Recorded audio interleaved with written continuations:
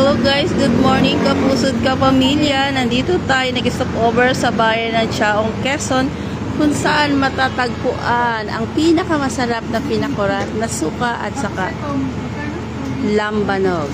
180 po ito. Gusto ko ay 1. Saka may maganda itong sales lady. Hi miss, good morning. Ayan. Pili na kayo. Dito para sa Chaong, Quezon, ay dito matatagpuan ang iba't ibang klase ng flavor ng lambanog na napakasarap. May free taste po dito at saka ito po, napakasarap na suka. May na lang po ang tama. Miss, pwedeng i-video ko to, miss. Ayan. Halina po kayo, tikman natin ang produkto ng Chaong, Quezon, ang suka at lambanog. Ayan, ang sarap. Bili na kayo, guys. Dito, miss, magkano yung price nyo dito? 80 pesos lang po yan, ma'am. 80 pesos. Ay, yung malaki. Ito po 150 po. 150. Oh, eto ha. 80 pesos lang daw to. Purong sukang tuba. Ayan, spicy, oh. Organic. Eto po, 150 po siya, ma'am. Ayan, 150. Ayan daw, oh, 150.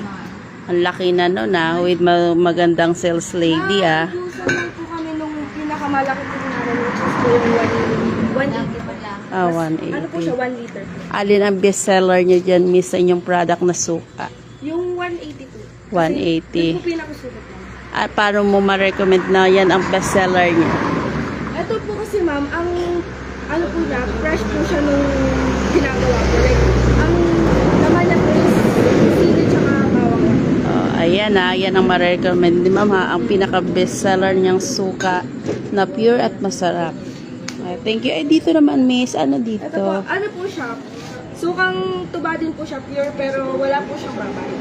Ayan, pure na suka pero walang babad at wala siyang mga flavor. Diba kanina sinabi mo ito ay? Ito po ay 200, ito po 100, and ito po 6 liters. Ito po 7 liters, 300. Oh, ayan napakamura pala ng tinda nilang suka dito. So, halina kayo, ano pang hinihintay nyo? Visit na kayo dito sa Chaong, Quezon. Pinakurat. Sasa po siya. Ito po ay 250. Bakit kulay puti ang kulay? Sa ano po siya, sa tipa. Okay. Thank you, miss, ha. Thank you for